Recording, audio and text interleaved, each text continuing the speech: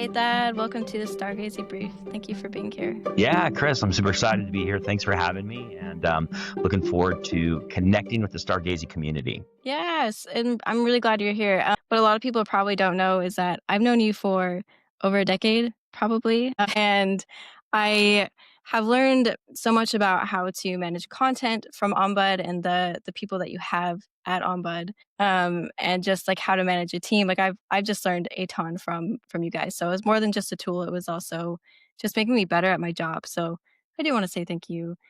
But on top of that, I know that it's changed a ton since I used it in the past. And so I know you've been building Ombud for well over a decade, but you've also rebuilt it really recently. And so I'm just curious if you could paint a picture for us about how it's changed, what the difference is now between now and before, and why you made those changes. Yeah, well, so first off, Chris, I got to say, like, you are a legend in the halls of Ombud, obviously going back to a decade. That being said, when we look at like Ombud and Ombud in general, you're right. We've been at it for a decade, and our original kind of thesis was how do you leverage natural language processing to really augment the human workflows that people were trying to accomplish. When we took this journey on, we actually took a step back and we said, let's look at what we've done well from a process standpoint. Let's completely revisit the platform as a whole. We actually went and started from ground zero. We had no infrastructure in place, no solution.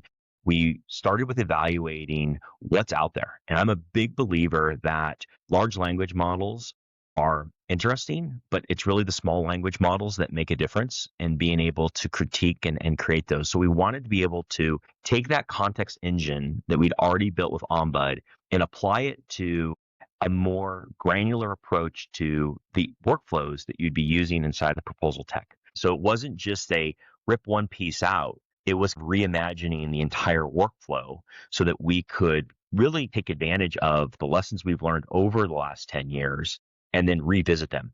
Our goal was not to create a bolt on or just a simple little add in that would give us, or even just a simple API call out to ChatGPT. We wanted to actually build our own models. We wanted to foundationally train on the workflows that we needed to get to and then revisit that. Now, as far as the stack itself, it meant re-envisioning the library component of how we go about organizing and engaging with knowledge. It meant about reinvesting in how we think about intake and the intelligence that we wanted to do. And it also allowed for us to really bridge the workflow engine to be able to understand how that needs to be focused.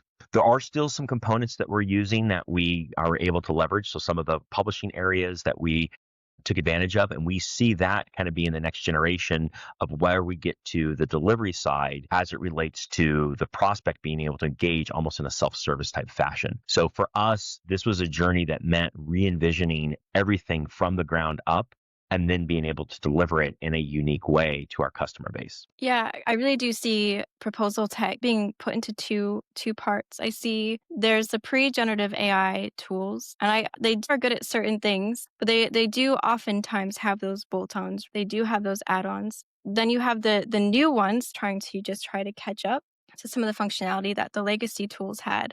And so, yours is really unique in that you are trying to build it from the ground up. Yeah, well, so I mean, first off, I would say really quickly when it comes to how do you get started or how do you start to have the conversation is I think that the things that I would really try to understand is, what's that 2 week RFP reality check? And really what I would say is, what can the team get done with what you're able to do today in 2 weeks? And not to say that you should be taking 2 weeks to get a proposal done. That's not what I'm saying. It's like, what is that sprint that you're realistically able to achieve in a 2 week timeline? And you may find today that the legacy solutions out there meet that need of what you need to do in a 2 week sprint and align to your business. But what we find is it really does come down to where can we actually start to change that workflow and be able to diminish from a 2 week to even like a 3 day type of a scenario.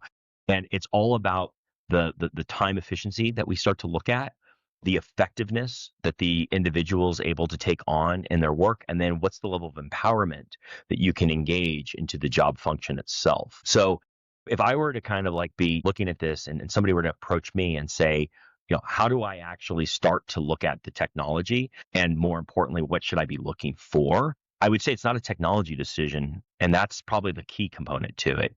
It is about the process and the three core components that you need to have in place to drive that process. You have to have a living knowledge base. You can't just rely on static content. It needs to be dynamic and it needs to be self updating. And that's something that technology can do. Now we're to the point where we can run through review cycles, we can provide regulatory checks, we can validate that the content is valid and accurate. And we can do that all through technology. The second is context engine. It's not just about understanding keywords, right, and putting together the pieces. It's, do we understand the deal itself, the partner, the ecosystem, and the solution? So the context engine is really that second phase. And then the third is all about bringing it to your team and the tools they're working with. And it's the level of integration that you put in place. So you're not having to learn net new software. So if you were to come to me and say, well, where would I start? I'd say, well, what can you get done in 2 weeks today with your current process? What do you want to get done? And a lot of times it might be a volume. It might be an efficiency. It might be an effectiveness. And I argue that you need to really solve all of those. But to do it, it's got to be knowledge, context, and integration to your solution suite. Yeah, I really appreciate that answer. Because you have built Ombud again from scratch, like what is a basic thing do you think all useful proposal tech has, whether it's in functionality or in its effectiveness? Yeah. Well, so first off, and I hope this doesn't come off wrong to your community, but I would not start with proposal software. It is knowledge management. And more importantly, when you come to the knowledge management, that has to be kind of the piece that you care about. When you think about your business, you have assets. Your people should be your number one asset. Your customers should be your number two asset. And the third is the information that drives your business. And so if you're not treating that as knowledge and expertise, then you have a big challenge. The second thing is you got that 80-20 rule. And a lot of people try to basically boil the ocean. And what they don't realize is that if you solve the 20% of the knowledge, you're going to get to 80% of the effectiveness that you need across the workflow. And so my big thing that I always look for when it comes to the areas that you got to have as a minimum viable project is, what's that corpus look like, and how does the tooling and the solution allow for the workflow to auto manage that corpus of content and give you the visibility into what needs to be done. The second piece then is, how do you bring together the collaboration aspect with the subject matter experts that need to be involved? If you can't continue to feed it and keep it up to date, then you have a big challenge when it comes to your ability to deliver, because fundamental of computer science, garbage in, garbage out. So that's obviously the second piece, is that collaboration access. And then finally, the thing that I like to get then is, what level of solution tooling are you providing that complements the human workflow and then can automate the mundane tasks that would be part of it?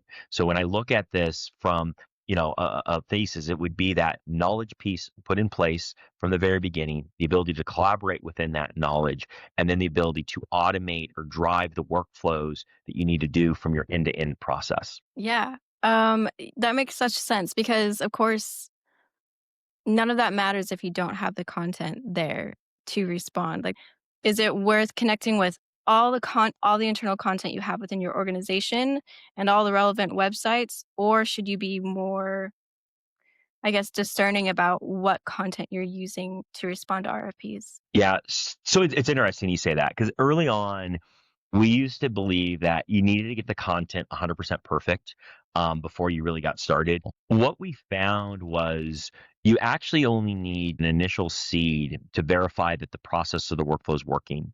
You do need automated ways, though, to ingest the content. So if that would be historical RFPs, product documentation, any sort of marketing content that would be put out, any sort of technical architectural documentation, that all should be ingested and consumed and build you that knowledge graph automatically. What we never want to do is, we never want to disturb the source of truth. And that, when I talk about integration of one of those components that you have to have in place, Chris, is all about making sure that you keep the original source of content, but in a way that you can factor it up. So I don't think that you need to have it fully articulated and built out. But as you go through your workflow, you need to be able to understand what are the gaps that are being created in that workflow. And then do you have a measurable way to acquire or to author or collaborate on that content that needs to be part of the knowledge that you're using to deliver your ultimate proposal to that customer or prospect? Yes. And that is such a difference than how it used to be. And I think that this is something that we are having to relearn because back in the day, I did have to have fairly good content, and it had to be customer ready because I know it was basically going to be used to be copied and pasted, maybe fixed up before it was sent to a customer. So it did have to be perfect. But now, of course, like that is no longer true, like what you're saying. Do we then need an internal library of content, or maybe do we not? Like, what is your suggestion here? Yeah. Well, so let's be very, just come out and call it. I mean, human curation is why AI works.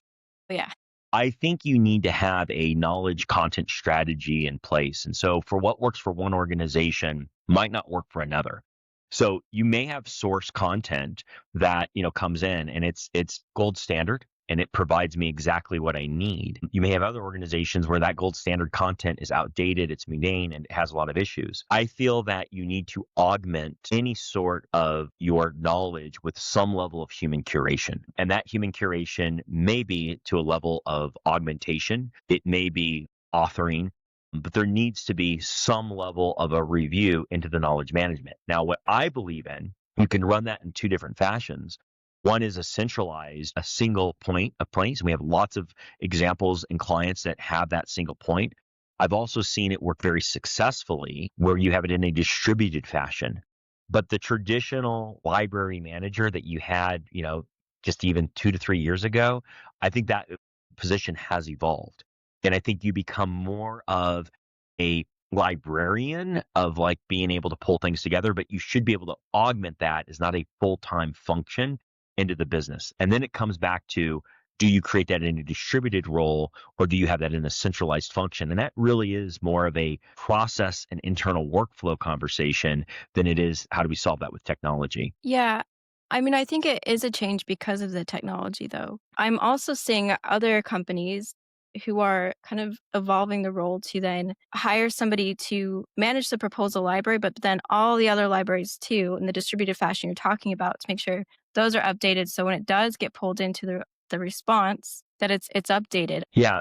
So first off, I think anytime you're going to do like a content audit, I think you need to lay out the steps that you're currently doing today. And then I think you need to look at what are kind of the best practices and then try to do a gap analysis between where you are today and where we're seeing. I think absolutely you need to be getting up to speed on a lot of the marvels that we're seeing in AI in general. And so when you think about content in AI in general, I can definitely provide you with a couple of resources that I think do a great job of telling you what the technology can do, where your process, and then the gaps between so that you have a way to augment that as a content manager. But absolutely, the role of a content manager from historical days, it's not there. And you now have to be at a point where you can actually not only leverage the content you're working from, but be able to distribute on those other sources or be able to handle inside of the workflow that you're currently using. So it is kind of a piece where if you haven't already thought about these things, you'll be in a challenge kind of going forward for sure. Yeah, I'm also wondering from the hiring manager's point of view, who are hiring for these content library or content manager roles, what would you say to them? Like how do they need to be thinking about this differently as they are making their hiring plans in the future or hiring right? Yeah. Well, so first off, I think the one thing that I would come back to is where's the hiring managers just overall insight into what's going on? That's the first thing I would start with is the hiring manager, I think, needs to actually self-reflect on themselves and make sure that there is a vision that they're carrying to the organization and there's a level of understanding. They don't need to be an expert, but they need to be able to understand what that capabilities are or be seeking out advice to help them with that conversation. If you're a hiring manager and you're saying, I just need an AI content manager It's got to be more than that, Chris. So it's what is the art of the possible of what we can obtain and what we need to get to.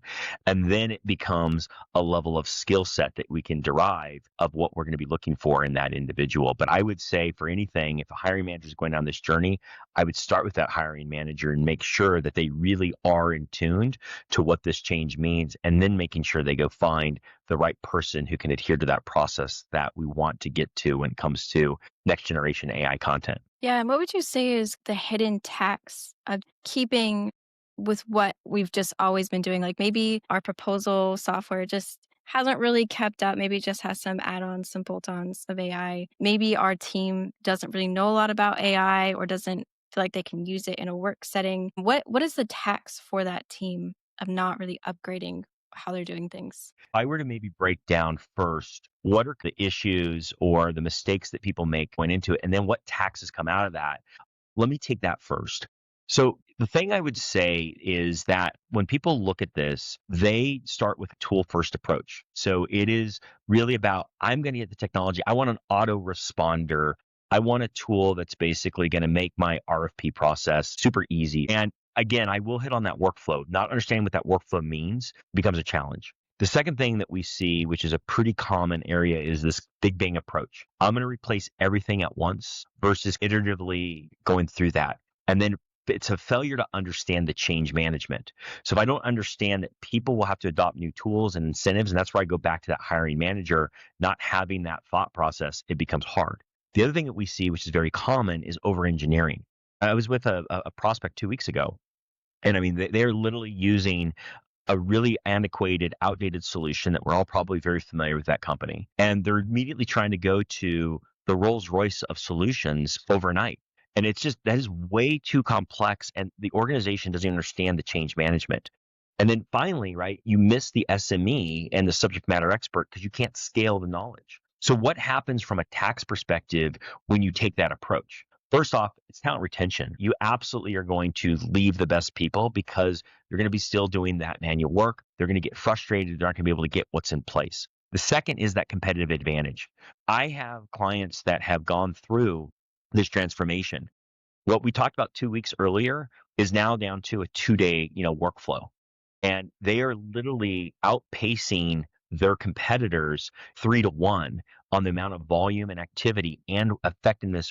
And then the third area is you start to have this attrition of knowledge. People start walking out the door, and that creates a really big challenge. When you look at scaling, if you can't proportionately grow at that point, you now have cut yourself in a position where you can't get out from under your own druthers of where you need to be.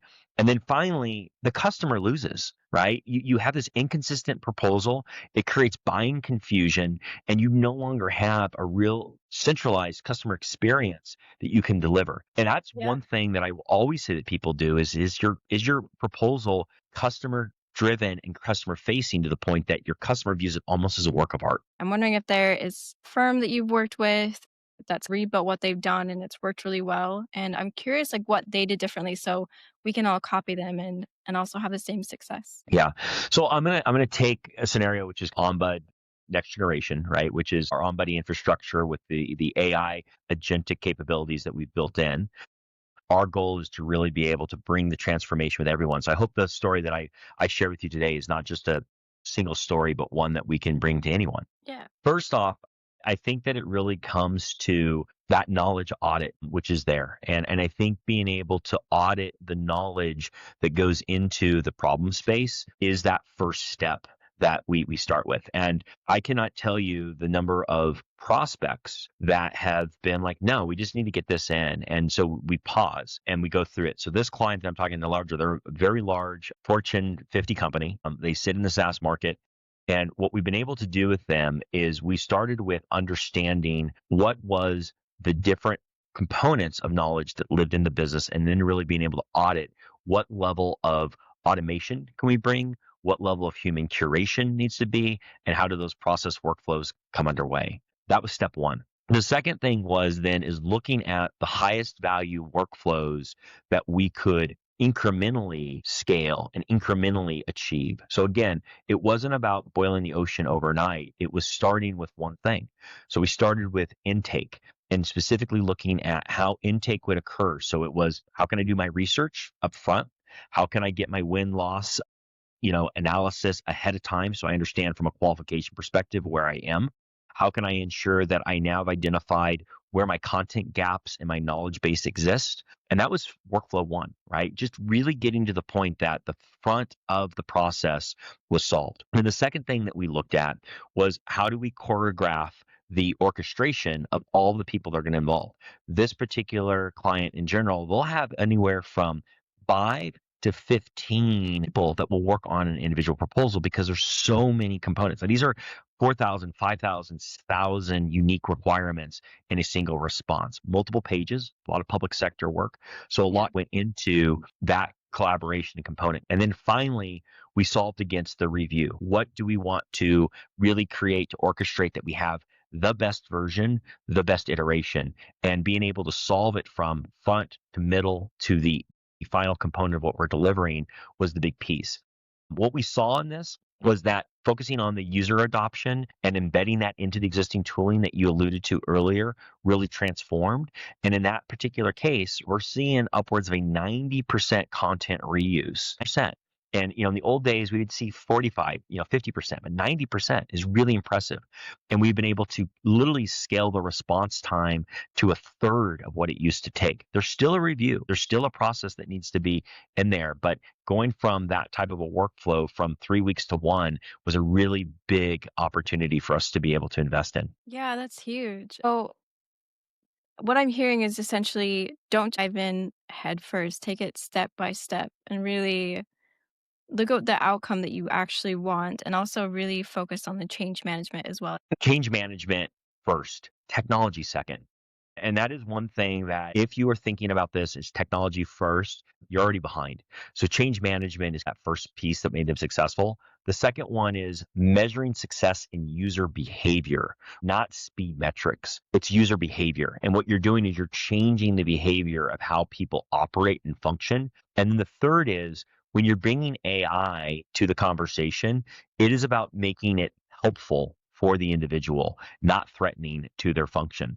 And so what you really think about is, how do I augment that individual and give them a tool set versus trying to replace functions that they should be doing? And so those are really the three things: change management, measure the success by behavior, and then make the AI as assistant as possible so that you're being able to provide a function that can allow that person to do their job better. Yeah, I can see that being incredibly powerful, but also not obvious to most people. I know that you work with a bunch of CROs and a bunch of proposal leaders, and I'm wondering what you see them overinvest in that doesn't actually make a big enough difference when they are rebuilding. Yeah. So first off, I think when you look at a CRO, you have to understand what's the frame of reference or the experience that the CRO has. I always like to question, hey, does the CRO even get involved in this process, or is it so far removed from where they are? And it's okay if they're not involved. I think so many times, Chris, people look at proposals and RFPs and responses as an afterthought or a burden. And you really have to make this as a strategic advantage to your business. And if you don't look at it that way, then again, you're already behind. And so that's something that's really important to me, is making sure that's there. Here's a couple things that I've seen when it comes to, where CROs get it wrong, or their organizations in particular, because I think, again, it comes back to, is the CRO really the responsible person, or are they just delegating the capability? First off, it's these fancy collaboration features. I see so many over articulations of these complex approval workflows, complex review cycles. It's like, really? No, you don't need to have 6 different people go through and review.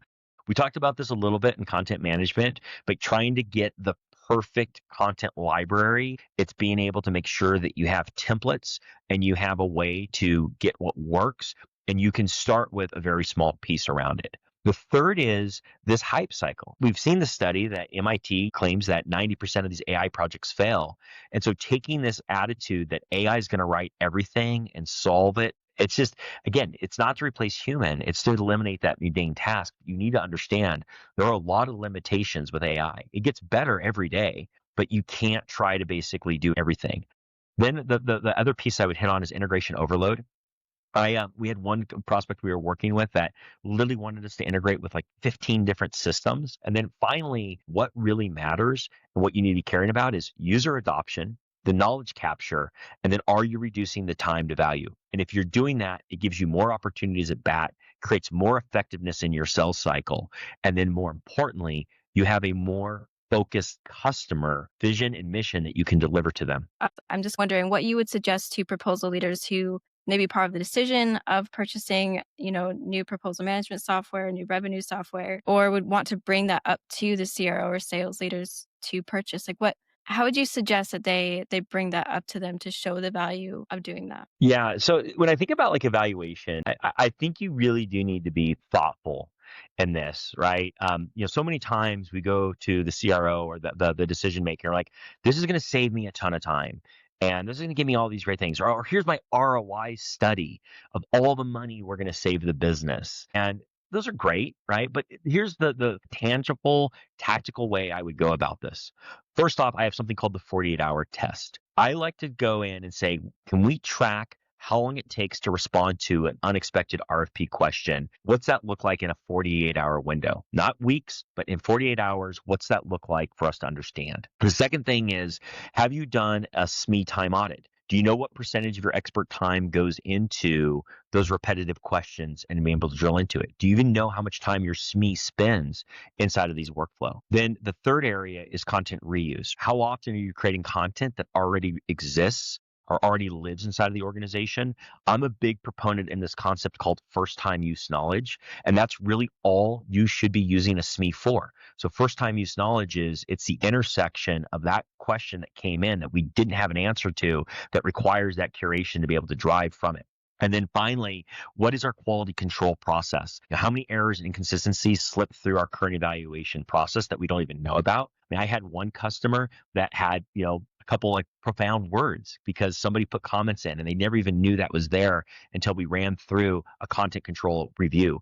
So it's what can we do in the 48 hours? What's that SME time audit look like? What does our content reuse really drive into? And then what level of quality control can we provide so that we are providing the best articulation to the customer? But you have to start with proposals being a strategic asset, not a burden in the sales cycle that just cost and take time from away from me. Yeah, I feel like that's so important because I mean, we know that RFPs they contribute to almost 50% of revenue in sales cycles. So you think it'd be obviously important. One last question for you. What do you think that the proposal tech world is going to look like in a couple of years from now? What should we be looking out for? Yeah, well, I wish I knew the future because I would obviously be in a much different position. But if I see like what the trends are of what we're seeing and what is taking place, I think that first off, this is probably going to be the most amount of change that we've seen in this industry in the last 20 years. I mean, it really is. Yeah, I started my career during the dot-com boom and bust. And so that was one of the most explosive times in my career of seeing just transformation. And we're on a very similar trajectory here with what we're seeing for AI. So I think there's first off is it's all about from templating to conversations. It is going to come back to AI that really understands intent, not keywords. And that is something that's really important is that we get that intent right. The second thing that I think is really important here is we're going to move from a reactive approach to a proactive. We want to be able to anticipate the questions before they arrive. I should be at a point where I can talk through here's my customer, here is where they're at. Let's go through and actually proactively define and deliver and provide all the research that went into it. So you're providing more of that consultative, proactive response than a reactive feature function. Let's get into it. I'm a big believer that self-service is coming and that is going to lead to customer facing AI. I'm already seeing it. We're already delivering it for a few of our what I call very innovative customers, but buyers are interacting directly. They want to be able to have a self-service, almost a Shopify experience to getting at the information that they need to make their evaluation with you. And then finally, real-time knowledge. We're getting to a point where content is going to update automatically as the business changes, and being able to have that real-time context and knowledge available to you is a gap that we will compress and turn to zero. Amazing. And Thad, where can people learn more about the new, very cool Ombud and yourself? Well, first off, there's this awesome community called Stargazy that has this wonderful community driven approach to information. So I would definitely start with there. I think it's a community resource that is very underutilized and is just, waiting to get itself out there. The second thing is our in full truthfulness, we've not invested heavily in marketing ourselves. That has never been my focus point for the business. It is about how do we build a solution that customers want to use and how do we deliver on their mission. That's what fuels our team. But you can go to ombud.com and get more information. We will be launching a new website before the end of the year. So we're really excited about some of the gains that we've been doing. And that's the other piece. And then, finally, I would say, to learn more, have a chance to speak to our users or our customers. We're very much about being able to provide you with that. But you can start with the community resources such as Stargazy. You can look at our website, or I would recommend definitely spending time with community members who have used our solutions. Very cool. Well, thank you so much, Sarah. Like, this has been incredibly enlightening, and I have 500 things I need to go look up now after this conversation. So thank you. Yeah, of course. Absolutely. Thank you so much, Chris. And obviously, if there's anything we can ever do to help you and your community, just let us know.